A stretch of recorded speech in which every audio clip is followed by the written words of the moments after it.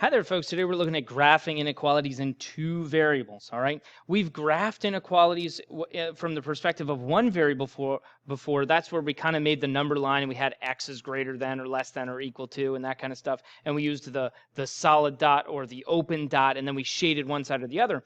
This is kind of the same thing, but instead of being on a number line, we're going to be on a Cartesian coordinate plane. So now we're looking at an xy plane, and we're going to do the same basic concept. All right. So when we expand into two variables, when we expand into two dimensions, instead of a solid, a filled-in point or an open point or something like that, we're going to do a solid line versus a dotted line. All right.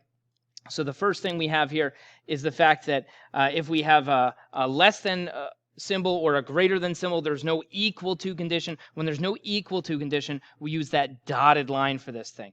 Okay. If we have an equal to condition, then we use a solid line. And that means the same thing as like the open dot, closed dot thing that we had before. This is like the open dot, this is like the closed dot. And really it means that, the open dot means that point doesn't count, and the closed dot means it does count.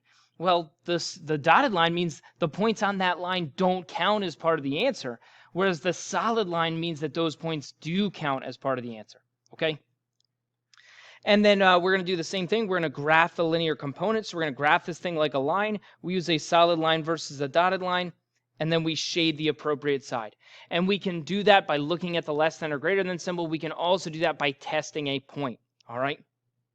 For example, if I look at something like this guy, again, if I were to ignore this, ignore the fact that this is an inequality, if I were to think about the linear component of this thing, if I just thought of this as y equals a 2x minus 1, that's essentially what I'm going to graph. So when I talk about graphing the linear component, I'm just saying graph this like a line, like we would always graph lines. So this one has a y-intercept of -1, right here, and a slope of 2, up 2 over 1, up 2 over 1. And then the only difference is before I actually draw this line, I ask myself this question: do I use a solid line or a dotted line? And because there's an equal to condition on this one, I'm going to use a solid line. So I draw a solid line for this thing. And again, it means that the points on that line count as part of the solution. And then from here, I have to shade one side or the other. You can probably look at it and say, okay, y is less than or equal to. So if I want to be less than that line, I want to be below the line. Okay? And that's where I'm actually going to shade. And most of you can probably figure out how to shade this thing without testing a point. You just have to be a little bit careful because there's certain situations which you can't just go by that symbol unless it's in slope-intercept form. All right. The other option here is we choose a test point. And the easiest point to test is always this guy. It's always 0, 0, the origin. So I'm going to plug in 0, 0. And that'll give it to me whether that works or not.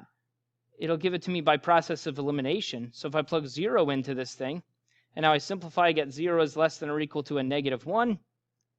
And 0 is not less than or equal to a -1. That is a false statement. So instead of shading the side where 0, 0 is, because that didn't work, I shade the other side of this thing. So I'm going to shade the opposite side of this line. So I shade it over here.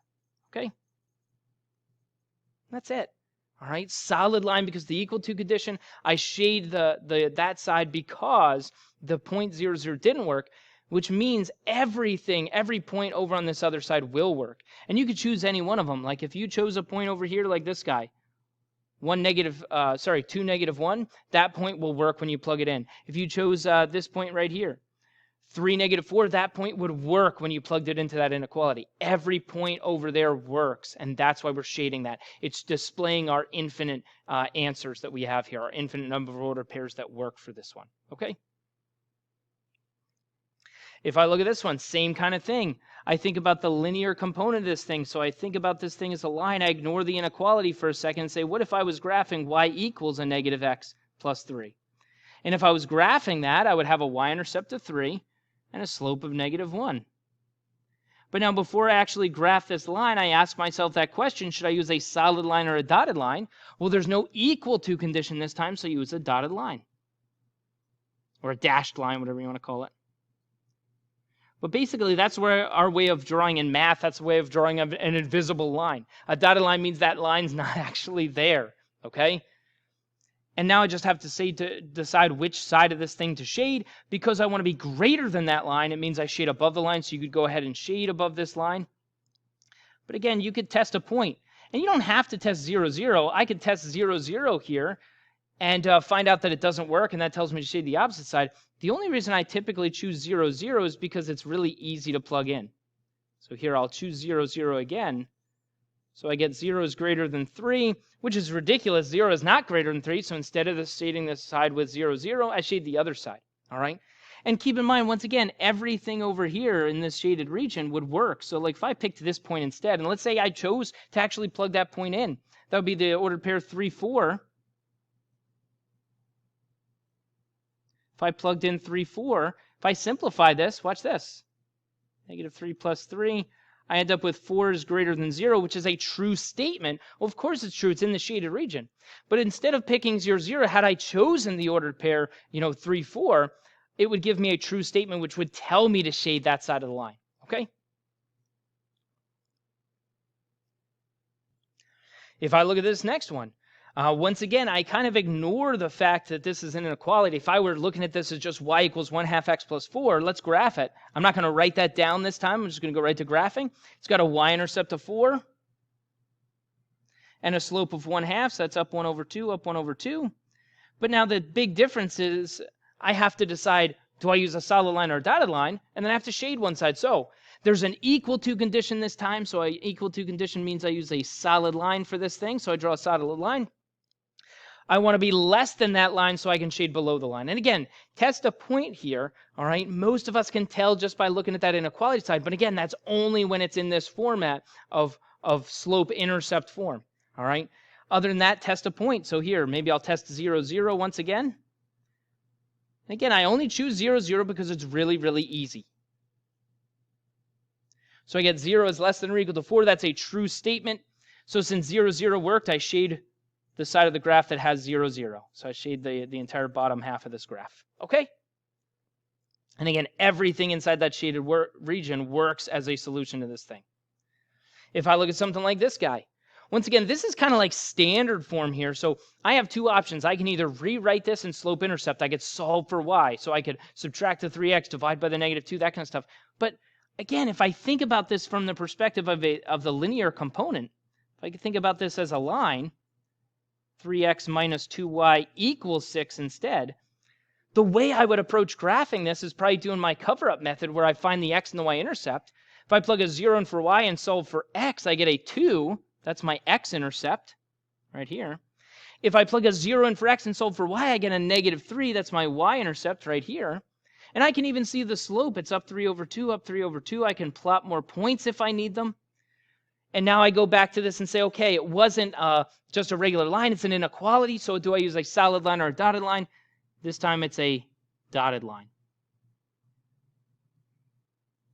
So I graph my dotted line. And now I need to decide, do I shade above this thing or below this thing? This is where we can't just use the inequality symbol. I can't just look at this and say, oh, greater than, so I'm going to shade above. This is the scenario where you have to test a point. You can use that shortcut when it's in slope-intercept form, but here, let's test a point. If I plug in 0, 0 once again, so 3 times 0 minus 2 times 0, and I want to see if that's greater than 6. So here, that's 0 is greater than 6, which is ridiculous. 0 is not greater than 6. So 0, 0 didn't work. So instead of shading that side of the line, I shade the other side of the line. And notice when I look at the original problem had a greater than symbol, but I ended up shading below the line.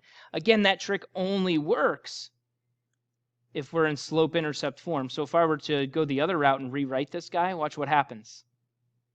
If I were to solve this for y, subtract the 3x, and some of you might prefer to do it this way, and that's okay. That's a negative 3x plus 6. And now I have to divide each side by the negative 2.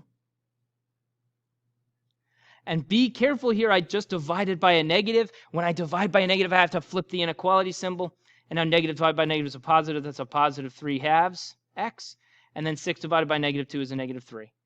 And see, now I can see that it's a less than symbol because of what happened as I solved. Now I see I want to be less than this line, which is below the line, and so I shade underneath. Okay, so those are your two options. Just be really careful. If it's in standard form, you can still graph it the same way we always have, using the x and the y-intercepts, but you have to test a point in order to figure out which side of this thing you're going to shade.